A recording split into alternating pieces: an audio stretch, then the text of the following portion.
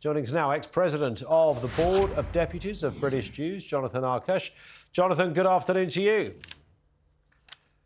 Hello, good afternoon. Nice to have you with us. I mean, it's sort of the perfect cocktail of doom, really, isn't it? It's Gary Lineker again, it's the BBC again, and it's Twitter again.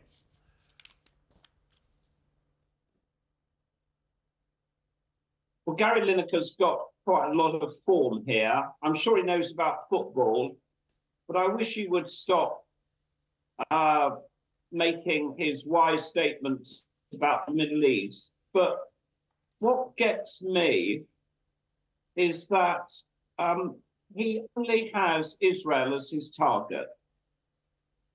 And the problem with the BDs is that they only ever talk about Israel. We're just, between Russia and Ukraine at the moment, with hundreds of thousands of dead people after Russia invaded Ukraine. Russia also plays football internationally. As far as I know, Gary Lineker hasn't said a word about it.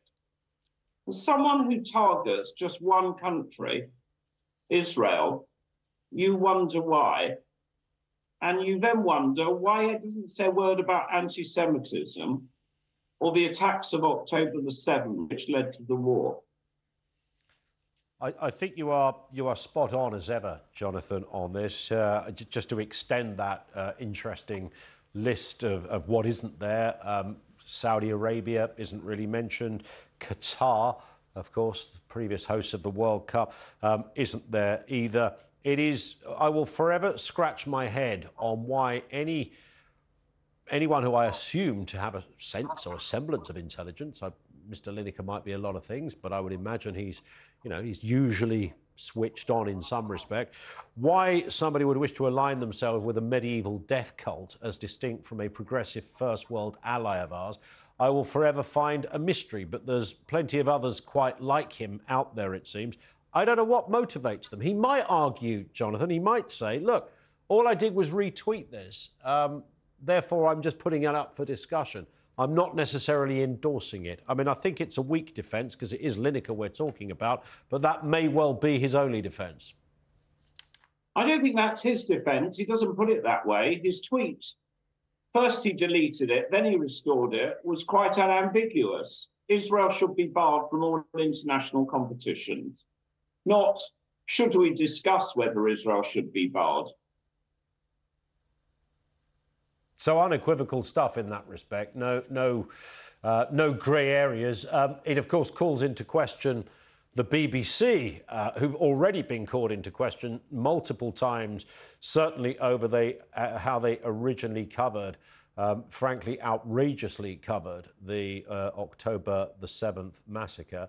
And subsequently still haven't really covered themselves in glory. And this is perhaps, just by dint of the fact this is one of their people, might not be an employee, but he's one of theirs, this doesn't make it any better for an already brutally damaged BBC, Jonathan.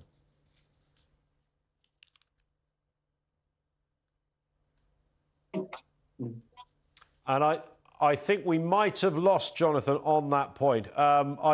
Listen, Jonathan, thank you for being with us. Unfortunately, your line got the better of us right at the very end of the programme nonetheless. I wonder whether, and I think most people's best guess, that, by the way, was Jonathan Arkush, ex-president of the Board of Deputies of British Jews. I do wonder, and I'm not the first person to theorise on this, and I think last time we spoke, Lineker, we raised the same point. Is this a fella that's just D-mob happy? He doesn't really give a toss anymore, does he? He's Gary Lineker, he's a millionaire, his football career has been done, he's done the TV thing, he's probably fed up with the BBC, he's going to go out with a blast, and he wants to die, metaphorically speaking, as somewhat of a martyr, and he's going in the right direction.